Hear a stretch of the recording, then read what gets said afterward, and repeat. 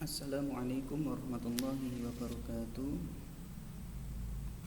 Bapak Ibu yang berbahagia, pada kesempatan hari ini kita akan belajar bersama terkait dengan mengajar bahasa Arab bagian tarkib dengan media puzzle. Kenapa sih kita harus mengambil bagian tarkib ini? Karena kebanyakan itu tarkib itu diajarkan hanya dengan ceramah saja, tapi untuk inovasi yang lain belum. Maka dari itu kita belajar bersama dengan media puzzle. Bapak Ibu perlu diketahui bersama bahwa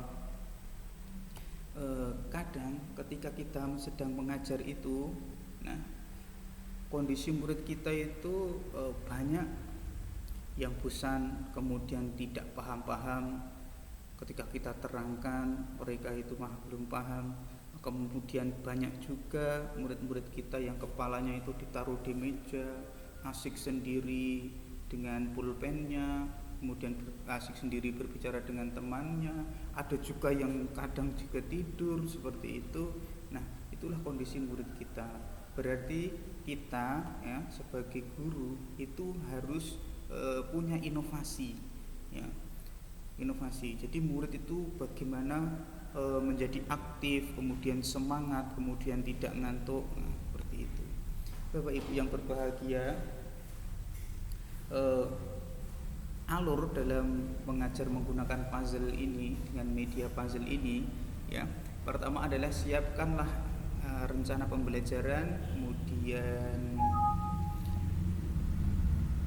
siapkan juga bahan ajar, kemudian media ajar puzzle ya. Contoh di sini nanti kita gunakan puzzle khobar muqaddam dan mubtada muakhar ya. Bapak Ibu yang berbahagia, yang pertama ketika kita masuk kelas ya kita salam, kemudian berdoa, menyampaikan KIKD, kemudian tujuan pembelajaran kita seperti apa. Nah, setelah itu kita bentuk kelompok ya. Anak itu ketika masuk kita bentuk kelompok terdiri dari 4 sampai 6 dan ini bisa menyesuaikan dengan kondisi kelas dan jumlah anak seperti itu.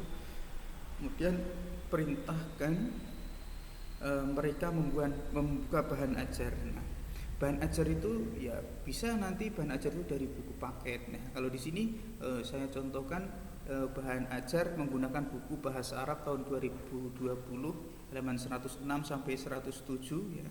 Nah, di situ suruh mempelajari satu kelompok itu dalam waktu 10 menit. Entah itu paham dan tidak perlu Bapak Ibu hiraukan. Yang penting suruh mereka itu belajar 10 menit terkait dengan materi itu. Nah, setelah itu, ini adalah materinya tadi di bahasa Arab, buku bahasa Arab terbitan Kemenak halaman 106 ya, 107 tentang tarkib khobar muqaddam dan mubtada muakhar. Nah, setelah itu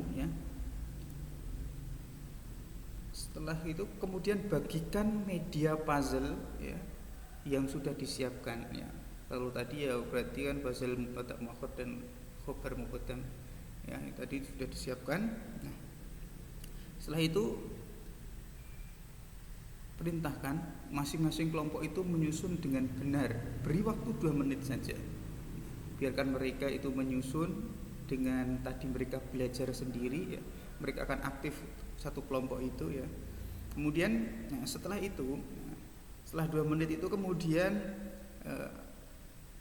perintahkan satu perwakilan dari kelompok itu ya untuk membawa hasilnya ke depan.